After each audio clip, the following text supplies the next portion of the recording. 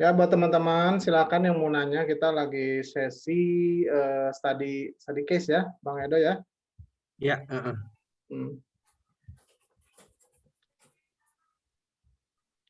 Silakan ada yang mau jadi nanya.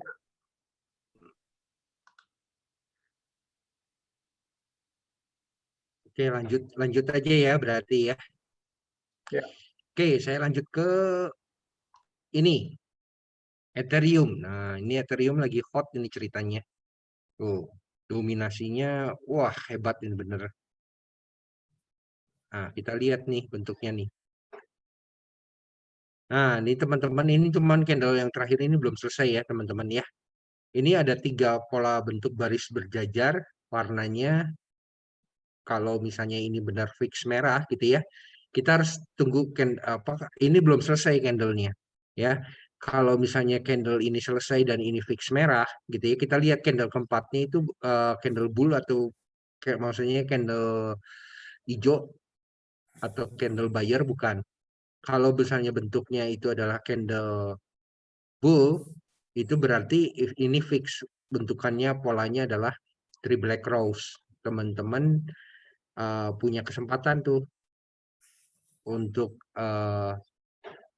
untuk melihat di mana posisinya untuk ambil entry ya.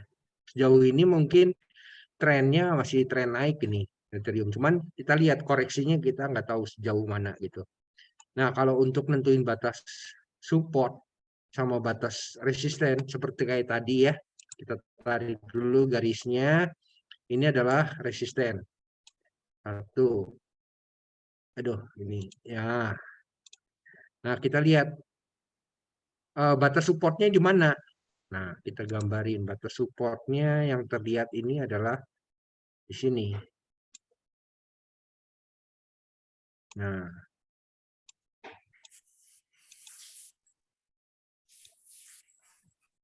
ya, ya. Itu batas ininya. Sorry, ini nggak pas. Nah, ini. Dan Ini pas ya si ini. Ethereum sekarang 3.300. Ini dalam USDT, Kang. Iya, 3.300. USDT data Kemarin sampai berapa sih? 4.000 lebih ya. Oh itu ya. 4.387. Lumayan juga ya, perih juga ya. Ya, ini justru Ethereum ini kan sekarang supply-nya kan dibuka ya, jadi maksudnya nggak unlimit gitu ya. Itu juga sebenarnya untuk para miner gitu sebenarnya jadi kayak kayak kurang ini ya, kurang kurang menarik sebenarnya kalau saya dengar-dengar cerita dari temen gitu. Karena rewardnya juga makin mengecil karena sehubungan juga dengan bakal di launching yang versi 2.0-nya itu. Itu. Nah, cuman kita nggak tahu tuh kapan itu rilisnya gitu. Ya, jadi lanjut ya. Ini adalah supportnya yang paling jauh gitu ya. Kalau support paling dekatnya ini kita bisa lihat paling dekat aja supportnya di mana, Bang Edo. Nah, kita lihat nih. Ini ada candle merah kan, saya tarik aja di sini. Ini adalah batas support. Nah, ya. Ini udah ditembus. Tapi teman-teman coba lihat. Ini tembusnya masih masih bentuk ekor gitu ya. Bukan body candle.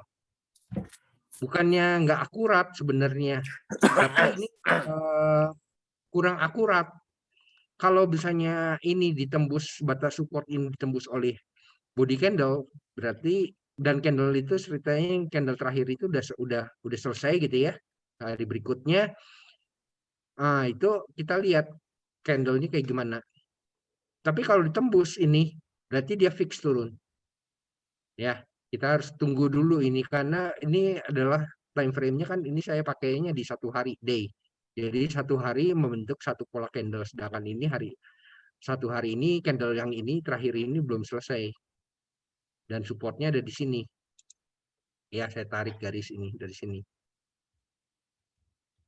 Oke, Ethereum ya sejauh ini masih masih masih cukup cukup bagus lah, masih teman-teman kalau misalnya mau mempertimbangkan untuk invest ini, kalau kata saya ini adalah masa-masanya lagi diskon ini sebenarnya.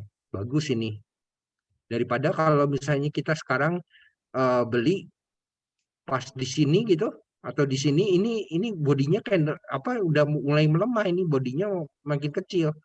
Memang bentuknya sekarang bodinya membesar, tapi teman-teman jangan salah, ini dia candle di atasnya kecil, apa maksudnya ekornya kecil sekali, dan ini ekor yang di bawah itu panjang. Jadi kalau sekilas ini terlihat polanya adalah hammer.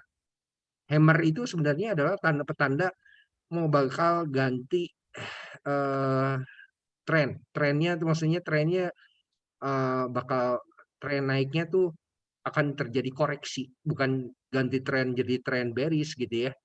Karena sejauh ini Ethereum tuh kan masih disebutnya kan masih market cap-nya, nilai kapitalisasi pasarnya yang kedua terbesar setelah BTC. Ya, jadi orang-orang masih cukup memandang lah ini apa Ethereum sebagai koin yang cukup cukup bagus lah untuk di invest. Istilahnya kalau misalnya BTC disebutnya sebagai emas digital, kalau saya mungkin nyebutnya ini Ethereum itu seperti kayak perak digital lah gitu itunya. Dan ini kabar baiknya kalau dari berita-berita yang kita dengar gitu kan, proyek-proyeknya itu masih bakal berlanjut terus ini Ethereum ya. Jadi teman-teman kalau ngelihat tren seperti ini, waduh ini Ethereum-nya udah terlalu meledak. Saya nggak ada kesempatan untuk entry. Nah ini kesempatannya ini sekarang, lagi masa diskon ini sekarang ya. Teman-teman bisa lihat ini sekarang. Kurang lebih ya gitulah kalau misalnya untuk yang apa Ethereum. Kita lanjut kemana dulu nih? Mau XRP aja dulu ya. Iya, Nah, boleh. Habis nah itu Anda dong, Bang. ini salah satu Poin pom-poman Bang Edo. ya jujur aja lah memang ini salah satu kojo ada jagoannya saya lah dari dulu ini nggak pernah terlupakan lah. Jadi ini salah satu yang koin yang paling saya saya belum pernah mikir untuk dilepas gitu istilahnya. Selalu di hati lah. Ya oke teman-teman bisa lihat ya ini polanya sebenarnya masih terjadi pola bullish ya, masih terjadi tren naik. Nah, ada beberapa macam bentukan candle itu sebagai koreksi. Jadi setelah naik segini, kemudian dia koreksi, naik lagi, koreksi lagi. Sekarang kita nggak tahu ini gimana. Kalau misalnya geraknya di antara sini, batas sini, saya sebutnya sebagai sideway ya. Ini batas resisten yang pertama, terus ini resisten berikutnya, ya. Kemudian batas supportnya. Batas supportnya adalah yang ini. Ekor yang paling dekat. Ini support. Ya, berikutnya supportnya berikutnya adalah di sini.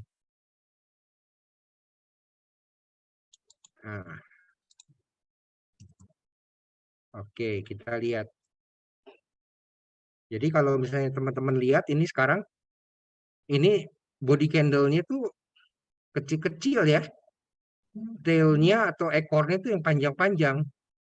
Jadi sebenarnya marketnya ini bisa dibilang ini belum terlalu terlihat mana yang mendominasi antara buyer sama sellernya. Cuman memang XRP itu erat kaitannya sama berita-berita ya. Beritanya ada yang berita baik, ada berita yang mungkin yang kurang kurang kurang nyaman kayak gimana gitu. Berita baiknya XRP ini proyeknya itu masih banyak gitu.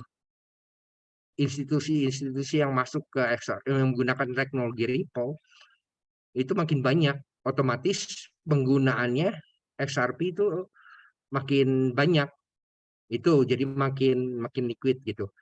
Nah, berita yang kurang nyamannya itu ya sejauh ini yang saya masih baca tuh teman-teman mungkin masih pada banyak yang bingung. XRP ini gimana nih kasusnya? Ada yang nanyain mungkin ini kapan selesai sidangnya kayak gimana gitu. Tapi kalau ditanyain lebih jauh, diobrolin lebih jauh, kasusnya kayak gimana? Nggak tahu. Nah, kalau saya bisa jelasin sedikit sebenarnya kasusnya itu antara SEC dengan perusahaan Ripple. Ripple itu adalah perusahaan teknologi yang mempermasalahkan perusahaan Ripple karena Ripple itu gini, kan yang banyak pakai itu institusi-institusi keuangan. Itu dia berarti SEC menganggap ini sebagai komoditas gitu. Tapi karena XRP itu banyak listing juga di exchange gitu, jadi yang banyak pakai itu bukan cuma institusi-institusi besar saja, jadi banyak orang-orang yang di luar institusi yang punya koin XRP itu dipermasalahkan. Ini komoditi atau kok apa sekuritas gitu, karena dia kalau dijual apa lepas ke pasar itu dianggapnya sebagai sekuritas. Ini yang dipermasalahin sebenarnya. Nah, ini permasalahan ini sebenarnya yang membuat menjadi eh, dari komunitas SRP Army itu sebenarnya yang di khususnya yang di Amerika ya nggak setuju dengan pernyataan dari SEC.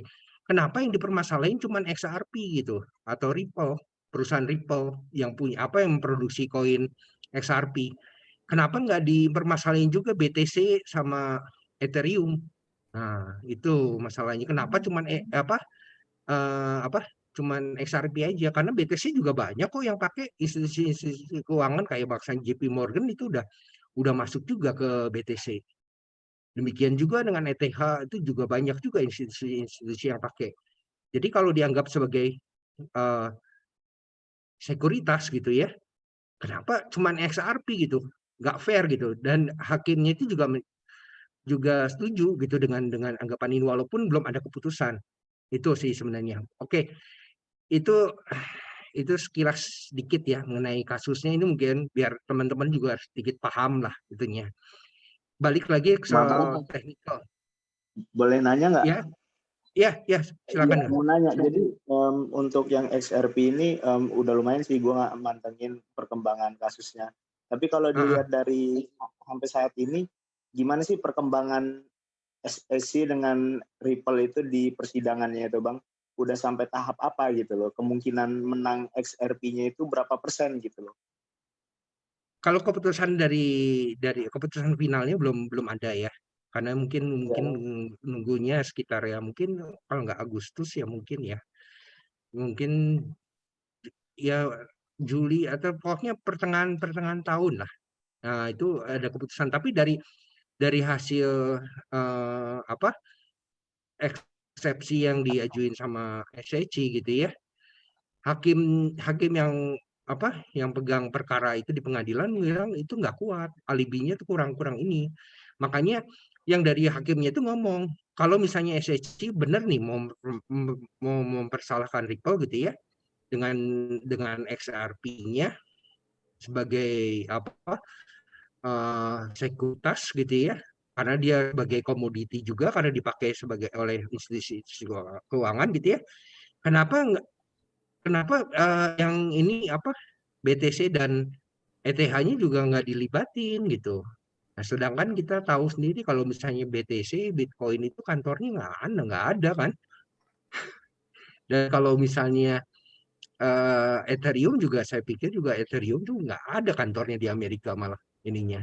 Nah, kebetulan aja Ripple itu uniknya dengan dibandingin uh, kripto lainnya kan dia tuh ada kantornya ada di Amerika gitu. Itu sebenarnya jadi gambarannya. Misalkan Cukup gini, jelas Bang. ya Kang ya. Bang, Mm, misalkan ya, ya. ini mah ambil pahitnya aja. Misalkan XRP kalah sama SEC, Mm. gimana tuh? Nah, benar tuh Bang. Itu yang mau gue tanyain lagi. Masih bisa Oke. ngepam nggak gitu? Ini jawabannya saya jawab gitu ya. Kalau misalnya soal ke depan harganya akan berapa, jatuh kayak gimana, yang jelas saya sih nggak tahu karena saya bukan peramal gitu ya. Tapi yang saya bisa baca tuh hanya dari teknikalnya aja. Tapi kalau dari sisi misalnya XRP itu kalah di pengadilan, Ripple itu kalah di pengadilan sama SEC gitu ya. Ingat, XRP itu ya perusahaan yang bonafit, profitable. Bahkan ada rencana dia bakal melantai ke bursa saham gitu. Itu nggak sembarangan sih kalau misalnya perusahaan mau go IPO melantai bursa saham, itu ada auditnya ketat. Keuangannya itu laporannya harus bagus, harus yang pasti juga harus untung gitu ya. Nah, karena ini masalah regulasi sebenarnya ya. Jadi dan perusahaan Ripple itu adalah perusahaan yang bonafit, profitable gitu. Gampang sebenarnya. Ripple bisa pindahin kantornya ke tempat lain mungkin yang aturan Pasti, Bang. regulasinya ketat kayak yang dimasalahin sama Amerika yang lewat SEC sekarang gitu. Karena memang ada duitnya, memang profit gitu. Dan nggak masalah sih dia mau melantai ke bursa saham juga, banyak kok perusahaan yang asing yang bisa melantai ke bursa saham di Amerika. Contohnya kalau misalnya kita lihat Telkom itu bisa melantai bursa saham sana loh, di New York Exchange loh. Bisa Jadi loh. kalau Jadi misalkan maksudnya si XRP kalah gitu, dia pindah aja gitu kan? tinggal pindah Pindah negara negara. karena dia memang bisa pindah negara gitu ya, dan dia memang ada uang untuk bisa pindah itu. Jadi nggak usah takut. Kalau saya sih tetap tenang gitu. Saya yang saya Terus khawatirin dari ininya gimana Bang? Si investor dari Amerika nggak boleh beli di Amerikanya, ya nggak boleh ya? ya itu komunitasnya di Amerika tuh benar-benar loh. Saya tuh sebenarnya aduh sampai saya sendiri juga salut loh, benar, bukannya apa-apa. Bayangin ini begitu kantor begitu di pengadilan Supporter sejati. dipermasalahin gitu ya soal kayak gini ya, marah loh mereka yang XRP Army yang di Amerika. Mereka ngomong, kena kalau gitu kita libatin aja, dibawa ke pengadilan gitu. Jadi jangan cuma perusahaan Ripple aja, kita juga ayo SEC tuntut kita gitu. Coba bayangin, ada nggak komunitas yang dari kripto itu yang berani pasang badan? Kalau saya jujur ya, saya masih mikir-mikir dulu gitu. Saya masih mikir-mikir kalau suruh dilibatin ke itu. Tapi ini berani loh, dan Iya. itu bukan cuma satu orang, banyak loh. Itu luar biasa, itu satu komunitas yang, waduh, saya benar-benar sampai geleng-geleng kepala sih bacanya juga. Beraninya kayak gitu dan marahnya kayak gitu, luar biasa marahnya. Itu, waduh, itu memang unik lah, makanya saya masih tenang. Justru yang saya khawatirin dari XRP itu, dari perusahaan Ripple gini, ada nggak risikonya? Ada menurut saya. Risikonya tuh gini, ini XRP ini kan koinnya kan bukan sifatnya bukan POW ya, jadi maksudnya nggak bisa ditambang dia tuh. Jadi perusahaan ini dikuasain oleh satu perusahaan, yaitu Ripple yang menguasai XRP dari supply-nya itu. Nah, bayangin itu teman-teman, kalau misalnya koin itu dikuasai oleh satu orang di monopoli ceritanya, itu perusahaan bisa bebas loh, bebas untuk menambah supply kayak gimana gitu, karena dia sendiri yang pegang gitu. Nah, kejadian yang paling nggak enak ini kalau misalnya sampai perusahaannya Ripple itu rugi, kalau kata saya ada kemungkinan dia bisa nambah supply-nya. Nah, kalau teman-teman bisa lihat, kalau misalnya supply-nya itu terlalu banyak gitu, maksudnya nggak ke kontrol gitu ya, itu resikonya itu adalah inflasi gitu. Ya, apa bedanya dengan fiat ya sebenarnya? Justru kan kita suka dengan kripto tuh karena dia tuh supply-nya terjaga, jadi disebutnya anti inflasi lah gitu. Khusus yang untuk kripto pilihan ya. Coba liatin teman-teman BTC dengan supply cuma 21 tadinya, belum maksudnya tidak termasuk yang dengan koin yang hilang gitu ya. Itu nilainya tuh dari awal terbit sampai sekarang tuh berapa kali naiknya. Kenapa bisa gitu? Ya karena namanya kripto itu anti inflasi sebenarnya. Itu sebenarnya teman-teman Emang itunya. Ripple nggak ada MOU gitu Bang untuk kalau misalnya mereka mau nambah supply itu harus perjanjian harus kok izin dulu ke komunitas, nggak ada ya Bang ya? Tetap otoritasnya Ripple Itu gitu ya Bang. namanya Berarti termasuk sentralisasi ya Ripple ini Bang? XRP. iya, karena ini sifatnya bukan desentralisasi, karena ini sifatnya centralized. Ya, jadi teman-teman juga harus paham ini risikonya ada gitu. Jadi maksudnya nggak mungkin lah namanya kita invest di satu produk gitu ya.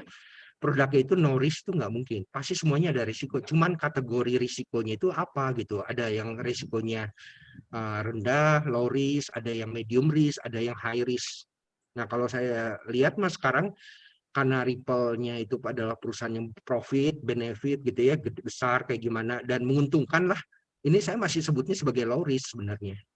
Gitu. Beda ceritanya kalau misalnya perusahaan Ripple-nya itu neraca keuangannya nggak bagus gitu atau kayak gimana gitu ya. Nah, itu saya mungkin masih mikir-mikir gitu. Tapi kan sejauh ini kan kita lihat Ripple sendiri tuh, waduh banyak banget itunya produk inovasi-inovasinya, kerjasama itu berita bagus tuh buat kita jadi bisa semakin yakin sama XRP ini. Sebenarnya itu sih. Siap. Ada lagi mungkin teman-teman? Cukup ya Bang. Oke, balik lagi sekarang sedikit aja mengenai technical yang XRP ya. Saya masih ngarepin bisa bahas Cardano, DOT, sama BNB. Mudah-mudahan keburu ini.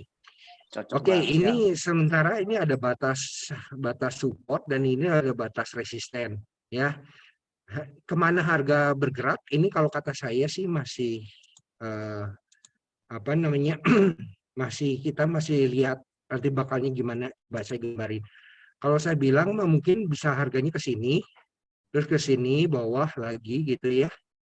Mungkin baru naik gitu ya, atau bisa kebalikannya, misalnya harganya ke bawah dulu terus naik ke atas terus ke bawah lagi, nah baru lanjut naik ya. Itu kurang lebih itu prediksinya saya kayak gitulah mengenai XRP. Nah, kita lanjut ya ke berikutnya ini koinnya favoritnya Bang Deddy ini sebenarnya, Cardano. Jujur ini salah satu koin yang spektakuler minggu ini. Ini luar biasa ini, benar. Di mana koin lain mungkin koreksi, tapi ini anjak terus ini koinnya Bang Deddy ini. Karena ini memang ditunjang dengan fundamental juga yang bagus ya, kuat gitu ya. Apalagi ini yang kemarin Bang Deddy kan pernah jelasin juga siapa namanya yang itunya siapa kan ownernya itu siapa namanya pendirinya Charles Hoskinson. ya Charles Hoskinson ini ya cukup aktif ya untuk memberitakan berita perkembangan mengenai Cardano. Dan jujur karena berita-berita itu cukup meyakinkan ya, kita bisa lihat juga teman-teman tuh terjadi kenaikannya tuh ya lumayan nih sekarang kalau misalnya Cardano tuh dari sini tuh nanjak terus. Ini hebat loh, candle satu hari loh, dimana kripto lain lagi koreksi, tapi Cardano ini nanjak terus. Nah, bentuk batas support sama batas resisten ya, tentunya teman-teman udah lihat ya, batas resisten yang paling dekat ya di sini. Kemudian batas supportnya, teman-teman bisa lihat di sini, ini batas supportnya ya. Kemudian berikutnya di sini teman-teman bisa lihat batas supportnya, berikutnya di sini ya. Nah, ini mungkin udah muncul candle bear. Teman-teman ingat di sini nih, saya kasih tanda ya. Ini candle bull ya. Ini bayarnya masih kuat ini, dan di sini muncul candle bear. Jadi ini waktu yang cukup baik ya kalau misalnya teman-teman ada yang ngerasa ketinggalan entry di Cardano gitu ya. dengan munculnya candle bear ini gitu ya, teman-teman bisa lihat nanti harga yang terbentuk nanti gimana. Ini candle ini belum selesai ya, tunggu 1 hari bentuknya kayak gimana. Yang jelas ini bukan three white soldier, karena ini ada 4, 1, 2, 3, 4 ya. Kalau misalnya candle ini candle lain gitu, misalnya candle merah, ini bisa disebut candle three white soldier. Three white soldier adalah candle penerusan tren naik ya. Jadi kapan entry yang bagus nih untuk Cardano? Nah, teman-teman bisa lihat nih. Ini candlenya udah terbentuk yang bear ya. Teman-teman bisa pakai strategi untuk entry-nya averaging. Averaging-nya gimana? Misalnya candle di sini, teman-teman pasang nanti entry yang kedua di sini, entry yang ketiga di sini. Nah, entry berikutnya mungkin di sini. Itu strateginya Cardano. Cuman Cardano teman-teman juga harus paham ya, kalau ngelihat dari candlenya pergerakannya, dia kalau ketika ada event dia baru geraknya baru signifikan. Tapi kalau misalnya teman-teman ngelihat kalau misalnya beritanya masih eventnya masih jauh kayak gimana, teman-teman bisa lihat nih di sini nih gerakan itu hampir di situ-situ aja kan intinya. Tapi ketika dia ada event gitu, dia naik itunya. Ya. Bagus ini Cardano ini termasuk salah satu boleh yang koin yang bisa dipertimbangin untuk disimpan jangka panjang, karena ini selain fundamentalnya bagus, chartnya juga saya suka ini kalau Cardano. Oke, mungkin ada teman-teman mau nanya nggak ke Cardano mengenai ini? Lanjut aja ya. Kita ke Polkadot.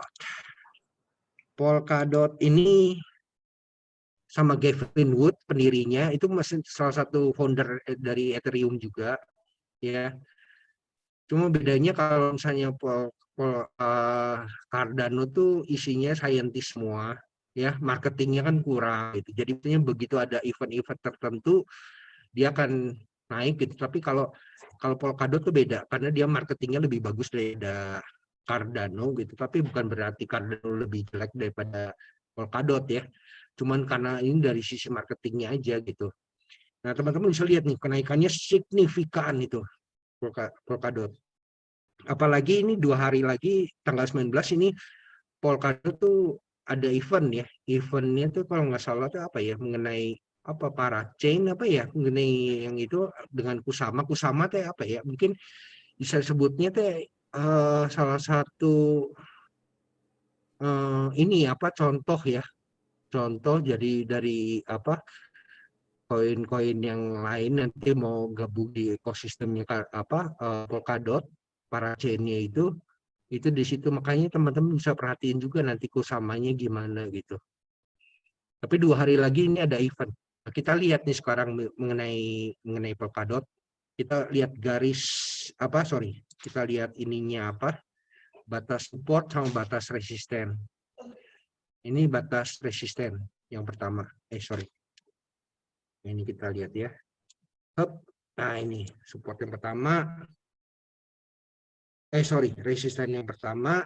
Kemudian supportnya di mana? Kita lihat nih. Ini support yang berikutnya nih. Yang paling dekat ya. Terus yang ini. Ya. Teman-teman bisa entry-nya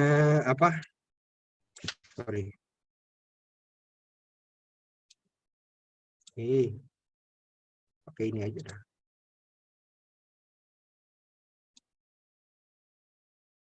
Ya, teman-teman bisa entry Polkadot ini di sini. Kalau misalnya itu bisa pakai averaging ke sini dan di sini. Nah, kalau misalnya di sini masih turun, ya berikutnya. Tapi kalau kata saya sih, udah kalau ngelihat dari pergerakan ini nembus yang di sini udah cukup bagus ya, udah cukup murah sih sebenarnya. Tapi kalau kata saya, prediksinya saya sih sebenarnya pergerakannya Polkadot itu ini kita belum lihat ya teman-teman ya. ini nanti candle 3 jadi apa? Tetap jadi merah nggak? Kalau misalnya itu kita tunggu candle keempatnya ini. Kalau dia misalnya candlenya hijau, ya berarti ini adalah pola 3 black row. Ya, kan teman-teman bisa entry candle 2 candle setelah yang ini. Yang pertama, yang kedua itu entry-nya di situ. Oke. Nah, ada pertanyaan dulu nggak teman-teman nah ini? Nggak ada ya? Lanjut ya, mungkin yang the last yang mungkin jadi favoritnya teman-teman juga. Ini koin favoritnya Bang Hans.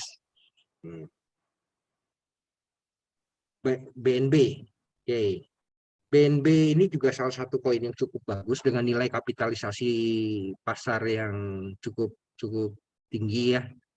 Ini salah satu top 10 lah ininya.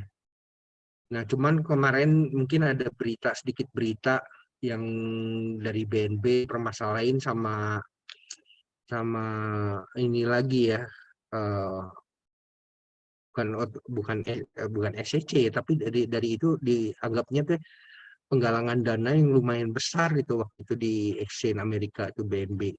Jadi karena berita kemarin kayak gitu sempat bikin harganya koreksi, padahal ini tren naiknya tuh cukup kuat nih yang dari sini. Wah, kuat nih naiknya. Nah, teman-teman gak usah khawatir kalau BNB karena proyeknya juga sebenarnya masih banyak dan belum selesai gitu. Ini salah satu developer yang cukup aktif ya. CZ tuh jadi maksudnya dia kemarin kan suka bakar supply ya, koin supply, total supply-nya dikurangin kayak gimana. Itu dia niatnya bagus untuk mencegah banyaknya koin ini, jadi dijagalah dari CZ dari itunya sendiri supaya nilainya tuh nggak jatuh gitu. Cuman ini adalah koin, sebutnya koin apa ya, koin exchange sebenarnya ya, dengan didukung dengan jaringannya juga. Kalau misalnya Polkadot punya Parachain, Ethereum punya ERC20, terus Cardano tuh punya apa Kang Deddy? Kalau Cardano teh namanya? Ya pokoknya inilah punya native token. Iyalah, ada pokoknya ada ya pokoknya Polkadot ada Parachain, Ethereum ada ERC20, si Cardano teh Binance apa? punya BEP20, Cardano native token. Native token. Nah, ini BNB juga 20, jadi ini cukup salah satu yang cukup bagus lah ininya BNB. Di samping dia salah satu exchange yang terbaik plus sekarang saat ini dengan nilai peran uangnya itu yang sangat masif ya, paling besar di antara semua exchange yang ada bukan di Cina aja loh, di seluruh dunia mungkin sebutnya. Bahkan exchange yang di Amerika tuh kayak bangsanya Kraken tuh mungkin nggak ada apa-apanya dibandingin BNB ya. Kita lihat sekarang teknikalnya resistennya di sini, ini resistennya, kemudian support. Nah, teman-teman bisa lihat nih, supportnya ini dia udah hampir support ya ini ya. Bentar, saya lihat di sini. Nah, harganya mendekati support ya. Tapi kemarin support yang kemarin ini udah tembus nih teman-teman. Lihat nih teman-teman. Tuh. Ya. Ini tembus. Tapi candle ini belum selesai loh teman. Ya. Candle ini belum selesai, tapi dia tembusnya dengan body candle. Tuh. Dengan body candle. Ada kemungkinan dia akan menguji support berikutnya. Ya. Tapi ini candlenya kan belum selesai. kita lihat kalau misalnya benar tembus dengan body candle bear gitu ya, berarti dia akan uji berikutnya support di sini. Ini teman-teman kalau misalnya mau entry juga bisa pakai strateginya juga ya samalah, jadi pakai averaging gitu ya. Nah, terus berikutnya supportnya di mana nih kalau misalnya seandainya skenario situ tembus gitu. Kalau saya lihat di sini supportnya.